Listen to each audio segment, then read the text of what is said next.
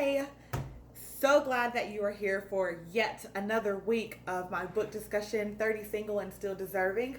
While my age doesn't mean I have to settle, and neither do you. You don't have to do it. Don't settle. I am your author, Brinsley Thompson, and super stoked to be wrapping up my book discussion. Again, thank you all so much for the love and continued support. It means the world to me. I've been MIA for a couple of weeks just because I've been so busy with my new project and working on some other things, probably doing too much with my life right now, but it's all good and it's going to be worth it in the end. I did not take questions again for this session because, like I said, time is of the essence and I'm on time schedule. I'm running behind. But the link is still up, so if you would like to still submit questions, you can do that. And I'll probably do like a closing video after I finish up, just answering some of those final questions that I've gotten, things of that nature. So thank you for still submitting those questions, even though I'm not addressing them right now. I will get to them. So we're gonna dive in and talk about this week. We have 3 chapters to cover. The first one is called Take the Stand, and I'm going to read from page 58 to start out. And it says, in romantic relationships, it's easy to let people outside of the relationship influence our actions, decisions, perceptions, and thought processes, especially those who have been close to us for a long time. If we're not careful, we'll let those projections slip into our relationships and spill onto our partner. However, if you go into the relationship with the mindset that you are going to stick up for your partner, regardless of what others say or think, then you'll have a better chance of the relationship lasting. Trust me, I know. How do I know? Because I once was involved with a man who never, ever stood up for me that I know of. He never stood up for our relationship publicly like I did so many times. And our relationship already kind of started on rocky terms. There was an age difference. We were of different races. He wasn't from around here. Nobody really knew who he was, and the list could go on. And so from the jump, I had a pretty hard time already taking the stand for what our relationship was going to be and who I wanted him to be in my life. And I did that with my friends. I did it with my family. I stepped out and I did that because I believed in him and I believed in us. And there were very few, many times, and I want to say like never, like honestly, I never ever felt that he did that same thing for me. He would just let people talk and let people say things and never stood up for me. And I'm telling you, that is not going to work in any functional relationship. I constantly stood up to this man for people and not behind closed doors. Like I said, I did this publicly. I defended him. I defended my decisions to be with him and our relationship on a continual basis. And I didn't do these things because he forced me to. Like I said, I did this because I believed in him that much. And I feel like now that had he believed in us that much, he would have reciprocated that. And he did not. And there lies the problem. You deserve someone who is going to take the stand for you. No one wants to be in a team where they feel like things are always one-sided, right? No one wants to be on a team where they never get past the ball, or no one wants to be on a team where if someone's talking about you, that no one stands up and says anything in your defense. Nobody wants to do that. And it should be that same thing in relationships. You should not settle for someone who does not stand up for you. When it was just us, it was good. Things were great. It seemed like us against the world. But when the pressure of like external forces came, it's like he reclused and he never took the time to say, hey, this is who I'm choosing to be with. This is my woman and I need y'all to respect her. He just let people talk. And again, that's the problem. And a lot of times when he did that, or as he continued to do that, it left me feeling insecure and unsure about myself and where our relationship stood. And once that seed of doubt is planted, it can grow and it can fester, and that's what ended up happening in our relationship because he never took the time or took the mean or made the decision to stand up for us. But knowing your partner has your back is a crucial part of any relationship. Once you know that someone has your back, and it's not that you can go out and do whatever you want to do and they're going to have your back, but just having your back in your relationship to know that, look, it doesn't matter what people say, it doesn't matter what people do, it doesn't matter what people think. You are the one that I am choosing to be with, and I want you to know that I've got your back. That means so much in any relationship, friendship, relationship, family ship. It means a lot, and that is what you deserve if you are involved with someone. Again, it should not be a one sided act of love. And sometimes you are going to have to make those hard sacrifices to take the stand and stand up for your partner. I write in the book, sometimes you're going to have to put your girls in check about talking bad about your boy if that's who you really want to be with and y'all don't have any issues going on, right? Sometimes you're going to have to tell men, you're going to have to tell your homies, look, I can't chill with you tonight. I got to be with my girl. Take that stand for her and make her feel special. Sometimes you have to tell your family members that, look, I know this is not the person that you wanted me to be with and thought I would end up with, but this is who I love right now. And until like something drastic happens, I need you to respect that. And just taking that stand for each other is such a beautiful thing in relationships, and you deserve it. You should do it for your partner, and your partner should also be doing that same thing for you. You deserve to have a foundation of mutual trust, respect, and support. Don't settle for anything less. That's the end of that chapter. We're going to move on to the next one, and it is called It's a Date. We're on page 63. And this ended up being one of my favorite chapters to write about in the book. It's bittersweet because how sad that this chapter is about my son's father, and so that's like 2008. So in 13 years, these are still the best recollection of dates that I've had, but they were so great, and I love them, and I'll cherish them forever, despite our ups and downs that we've had over the years. He was good enough to make it in my book as one of the good chapters, so kudos to you, Alfred. 64 says, we deserve a man who at some point actively pursues us by taking us out on a real date. Multiple dates, and just not at the beginning of the relationship. No, this should be long lasting.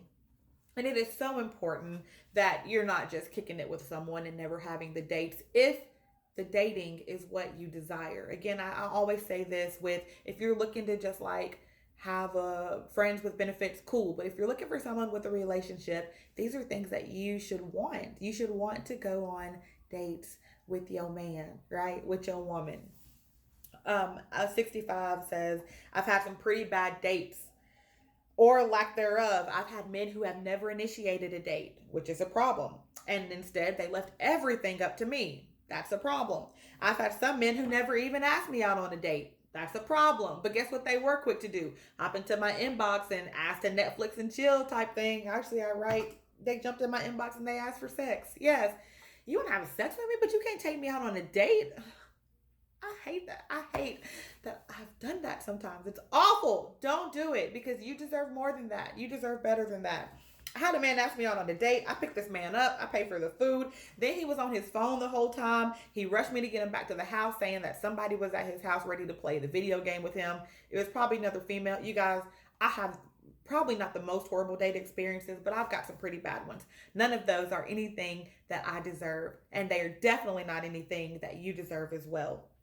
And so in this chapter, I'll talk about Josiah's father and mine's story about our first date, and I will never forget it, what we did on our first date, and you can read about that in the book, and then even our dates after that. And I loved going back and thinking about all the little things that we did that I would consider a date and us spending time together that wasn't necessarily always big and lavish, but it was like that it came from a pure place. And when it comes from a pure place and you have a man who is actively courting you and pursuing you and wants to spend time with you and do things for you, it is such a beautiful thing, and it is what you deserve. Page 69 says, one thing I can say about him is that he never stopped courting me, ever. And in relationships, it should be a two-way thing. You should both always be actively trying to rekindle and keep that fire going and burning between you all. And one thing you can do with that is just taking each other out on dates and spending that quality time together. He never stopped trying to make me feel special. He never made me feel like I had to initiate all of our dates. He always opened the doors for me. Such a gentleman. Women, men should open the doors for you. It doesn't matter that it's 2021. They should still do that. Demand it. He always offered to pay even when he didn't have the extra money. He showed me that he cared about making me feel special just by simply taking me on dates. It never mattered how big or how small the gesture was. What mattered was that just he did it. And that is so important. How I talked about how we would do things, and we didn't have a lot. We were both young. I was still in high school. He wasn't, but just wasn't rolling in money. And so it didn't even matter that it always wasn't at these fancy restaurants, but it was just the fact that he wanted to do it and that he did do it. And sometimes we would just go buy our favorite meal at Taco Bell and then go sit at the park and eat. And those dates meant the most to me, especially when I knew he didn't like have the extra. We had so many great times together, and that is what you deserve. Someone who wants to do just the smallest of things for you to make you feel special. That is what you deserve. And regardless of what an ideal date looks to you, it may look different for you than it does to me, but it does not mean that you don't deserve a man who is going to take you out on a date every once in a while. Every once in a while, not even every day. Just take me out every once in a while. You'll make me the happiest girl, I promise. You deserve someone who is intentional about pursuing you. Intentional about what he wants from you, what he wants to do for you, and how he's going to do it. That is what you deserve.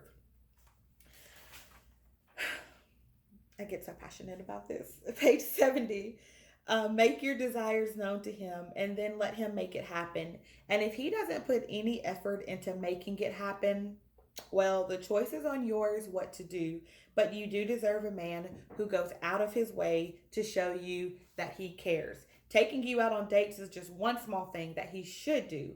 After all, you deserve it. So I encourage you, look at the relationship that you're in now. And if you are the one always having to initiate going out, if you are the one always paying, look, I'm all here for you pay, I pay, we split. But if you are the only one always forking the money out, that's not okay either. And even if he doesn't have a lot of money, like there are so many things out there that you can do for free or that don't cost a lot of money. So Google that.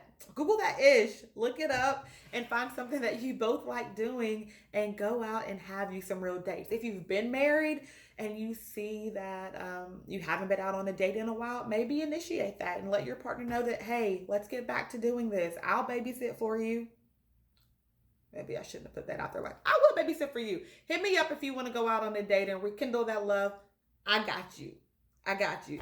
But for real, you deserve it. You deserve someone who wants to treat you, who wants to take you out on dates, and who wants to show you that he cares or she cares about you. You do. Cool. Last chapter for this session, faithfulness is a requirement. And we're going to start on page 72. When did it become acceptable to allow men to cheat and for them to not expect us to hold them accountable? I could write a whole entire book on faithfulness and the importance of faithfulness and why we should remain faithful in our relationships. To me, it's a no-brainer, but some people need that reminder. That's okay. I'm here to remind you. You deserve someone who is going to be faithful to you. Unless otherwise stated and agreed upon by both partners should know this. Relationships are meant to be monogamous. Once the decision to be exclusive has been made, it means that there should be no external affairs of any kind that would jeopardize the validity and sanctity of the relationship. And this, like I said, it's not hard to figure out why this is so important.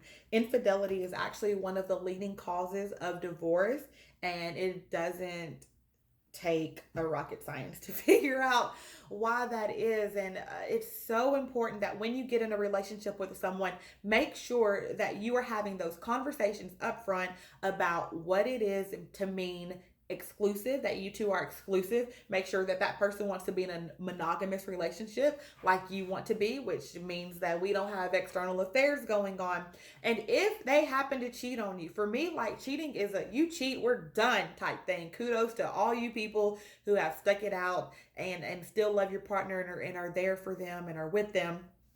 But to me, cheating is so unacceptable. And I know that things happen. I know that it's easy to get tempted. There are so many opportunities out there for you to slip into an external affair outside of your relationship. Gosh, you've got work. We've got social media now. We've got little league events. We've got bars.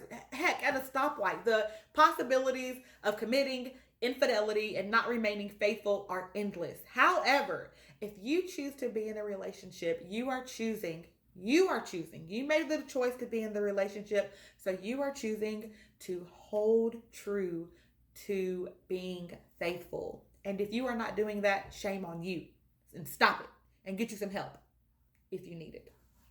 This is why you should think hard and careful before entering into a serious relationship, because it really does hurt and affect people when they are constantly cheated on, when they are constantly being hurt by other people. And so when you cheat, it's not just about you and your guilty conscience. It's not about you and how far you can get, how long you can get away with it, how far you can go. It's not about you and not being satisfied in the current relationship that you are in. If you are not being satisfied in that relationship, either talk to your partner and work it out or leave. But to me, cheating is never, never, never, never, never. It's never acceptable. It's never, never, never acceptable. Ever. And you deserve someone who is going to remain faithful to you. Let's be honest. Usually the signs are there and your gut is telling you when that's not happening. Pay attention to those signs. I know so many women right now whose men are not remaining faithful to them. And I know so many men whose women are not remaining faithful to them. And it almost makes me take a step back and question, like, do I really want to be in a relationship knowing what I know about other people? But the answer is absolutely yes, because regardless of what society says and what people say, I do believe that all men are not dogs. There are good men out there who will love you and remain faithful to you. And I implore you, I beg of you to please wait for that person and know that you do not have to accept someone who is not remaining faithful to you. You do not. You do not. If you are doing anything behind your partner's back with another person that you wouldn't want them to know about, then it's cheating. And I never understood why we have this question of, like, what is cheating? If you have to hide it, if it's something you don't want to tell them about, then it's cheating. It's cheating. And he's cheating on you. And you don't deserve that. Like, this is one of the things biggest and close to my heart, because I think as women, we settle for, oh my God, it's so hard to find a man, so I'm just going to be okay with him doing what he wants to do as long as he's coming back to me. And that is not okay either, because you deserve better than that. You do. If a man is not satisfied with you and feels he needs more love and attention from someone else, and you know that he's getting that from someone else, then let him go. I know that it might be hard, and so many women are scared of starting over and finding someone else, but you can do it. And if I need to start a women's club to support you, then I will do that. If you need some help and encouragement, I will do that and I will be that for you. But just know that you deserve someone who is going to remain faithful to you. You deserve that. And once that trust is broken, we talk about trust and we talk about faithfulness. And once you are not faithful and that trust has been broken, it takes a whole lot for it to be repaired. And sometimes it can't be repaired. How many times have you lost trust in someone and you tried and tried and tried and tried and tried to make it work again, but it never worked? And that happens so many times. So this is why up front, off the cuff, be faithful. Then you don't have to worry about that trust being broken, because it's going to stay and it's going to remain. Being faithful is not an option. It's a requirement in a relationship. Like I said, unless you all decided to have multiple partners, being faithful is not an option. It is a requirement, something that you should demand and something that you deserve. You deserve it. You deserve it. As tempting as it is sometimes to accept different from that, I can't do it. You shouldn't do it. You owe it to yourself. You owe it to yourself to be with someone who is faithful to you. And yeah, don't settle. Don't settle for anything less than that at all. At all. Well, that is the end of those 3 chapters. I get passionate about those. Some of those are right here in my heart. And I hope they are for you too. And I hope that you remember what you deserve. Remember and never settle. Don't let your age or your fears talk you into settling for what you deserve, because you are deserving. You are. Thank you so much for tuning in. I appreciate it. I've got the last 3 to wrap up, and then my birthday is Monday, and I'll be sharing with you all my new project. I love you all, and I pray that you are blessed.